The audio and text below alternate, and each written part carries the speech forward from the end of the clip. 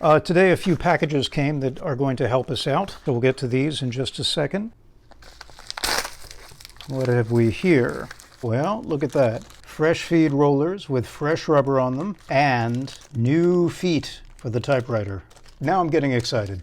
Just to show you again, these were the old feet. Ooh, look at how old and crusty they are. Here are the new feet. Look at how nice and clean and spongy they are. Old feet, new feet. This is a very good thing to have new feet. At this point, we can begin to put the feed rollers back in. We're very, very lucky that we wrote down some notes on this. Feed rollers, back has 1, 2, 3, 4, and front has 1, 2, 3. So here we can take out our new Steve Dade feed rollers. There's the back. You can feel, well, maybe you can't, but trust me, they're very spongy. Here's 3 that go on the front. They're going to lay right in like this, I believe. Yep, they pop right in there. They feel great, like they're meant to be there, and indeed they are. And then we will extract these 4, all on the original spindle that I sent to Steve, and these lay right in the back. Perfect. Yep, just like that. You can see here that everything turns. So do the front ones as well. They turn on their axis. Now what we need to do is return our paper plate right to that location. And this is going to be a little tricky. Okay, a certain amount of manhandling has to go in. There you go. Get that in there like that. You can see here that when you move this lever, the new paper feed rollers retract so that you can yank the paper out. And once we get the platen in, we'll be sure to give that a shot. If you recall from the beginning of the video, there were some springs, little tiny springs on either side of the paper pan that were dangling off the sides of that. And we want to reattach those just to be good about it. And so to do that, we are going to use our spring hooks. These are hooks that are used to pull and arrange springs in various positions. Probably the one that we're going to use this time is this one. See if you can get a good look on that. This spring here is supposed to attach, I think, to that little grommet right there. And there's another one on the other side. Unfortunately, this spring has really stretched itself out quite a bit. And so what we're going to do is attempt, using a pair of pliers and a pair of scissors, to cut that spring short and probably by about 3 loops, and then manually configure it so that it'll have more tension power that way. First, we'll very delicately pull that down, find a place where we can maybe make a cut on it. That's probably too much. That long hasp right there that we just made, I'm not sure if you can see it on the camera, will actually be good because we can fashion that into a new hook. That should be enough. The wire cutters here should get that. Come on, there you go. Okay, good.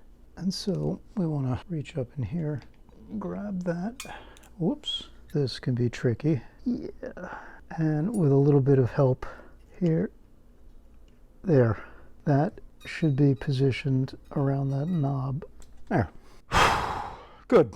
Now let's see about getting this shell back on.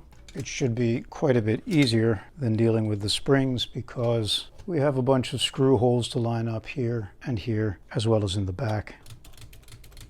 Space bar is still working. Here again, we're going to find ourselves thankful that we took a lot of time to note the location of each of the screws before taking them off. One little trick you can do, if you've got a screw that looks like it's seen better days, very gently, without crushing the threads, you could load that into a channel lock like that, applying minimal pressure while reaching for your wire brush, and then just give it a good scrubbing right on the top there.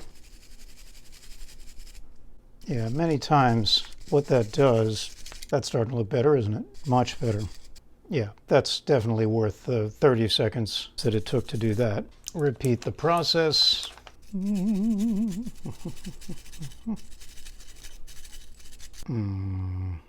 At this point, I'm really just seating these screws, not really putting much tension on them. Just getting them in there with a couple of turns. And then I will tighten them all up later once I've got the housing completely back on.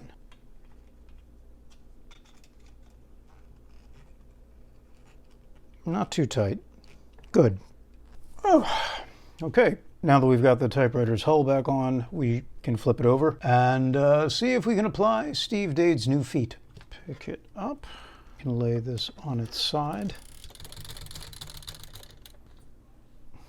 There. To put these feet on, we are going to need the screws, which are on the old feet. Just get these off here. There's one. For right now, I'm going to just move ahead and put these new feet in. The new feet do have metal reinforcers on it, so that's quality workmanship. You can see that the screws go directly into there, like that. And again, we're just going to seat these until we're ready to get them all going. Sometimes using a smaller head screwdriver gives you a little more command over seating a screw back into its threads. That certainly worked out to be the case here. That's a little loose, but I can work with that.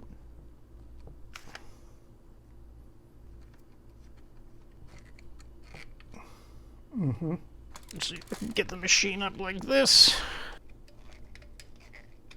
Yeah, that's working. And we'll do the final one. I can see I am going to want to go back and take out those metal grommets and use them in the mounting of the feet. But for now, I'm satisfied that the feet are perfectly sized and that I can work with the machine now on its feet rather than risk putting too much pressure on the works here or the space bar. That should do for now. Very, very good. Okay, that seemed to go well. So we're going to put on the cowling piece, what I like to call the Darth Vader helmet. It is your destiny. It fits on very easily, like so. I gave each of these screws a polish with the wire brush because they're going to be right out in front. And we want them to look very nice. Why not? Shit. Not too tight.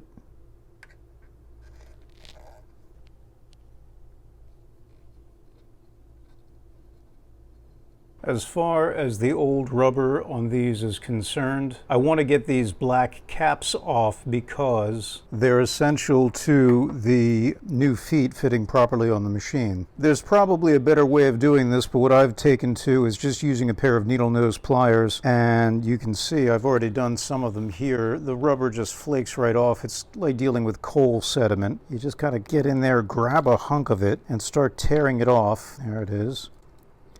Keep working around the edges. It can be messy. There's a plate in here, which eventually, there you go. You can pop that out.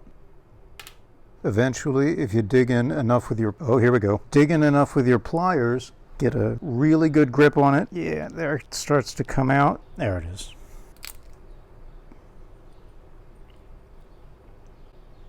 Good. Do all 4 of those. There we go.